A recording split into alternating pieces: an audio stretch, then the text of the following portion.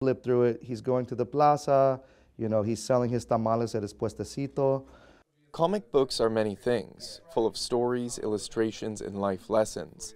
Something they're usually not focused on is tamales or Chicano culture. All people enjoying the tamales. But that's exactly the point of a new, locally written and illustrated work called Tamale Guy, say co-creators Ish Galvin and Vince Vargas.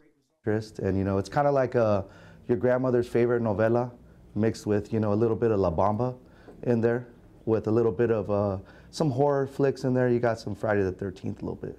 The co-founders of Triple OG Comics are launching the first installation of Tamale Guy this weekend during the first Chicano Arts Festival in Vista.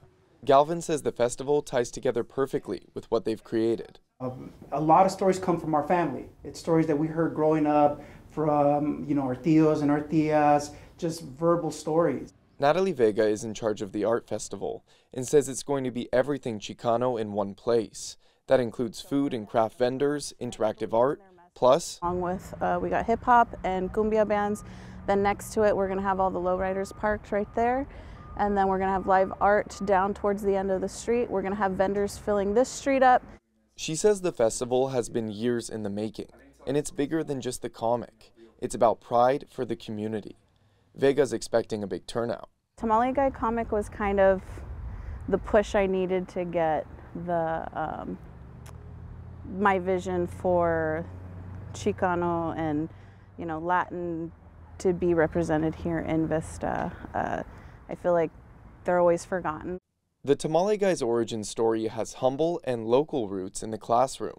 Both Galvin and Vargas teach the art of comics to elementary and middle school students in Vista Unified before and after school. We basically co-founded a comic book class where for 3 years now it's been running, where the kids can come in, learn about comics, they get lectures, they get a chance to do comics with professional grade paper. Galvin's background as a writer and illustrator and Vargas's work as a spray can muralist came together to create Tamale Guy.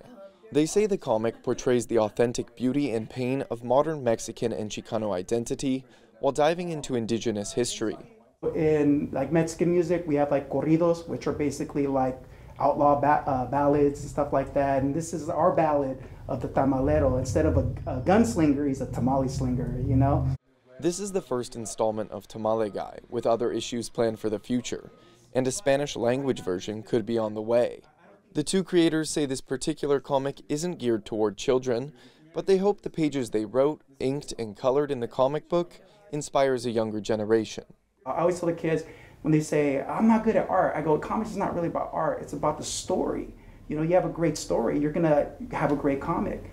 The Chicano Art Festival and comic book launch is taking place this Saturday from 2 to 6 p.m. along South Citrus Avenue in Vista.